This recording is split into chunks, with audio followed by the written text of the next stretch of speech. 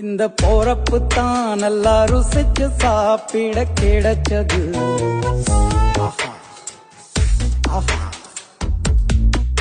அத நினைச்சுத்தான் மனோபோலகம் முழுவதும் பருக்குது. அடச்சுட சுட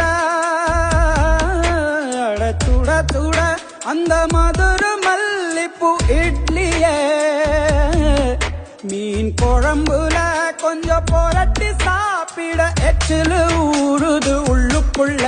இந்த போறப்பு தான் நல்லா ருசிச்சு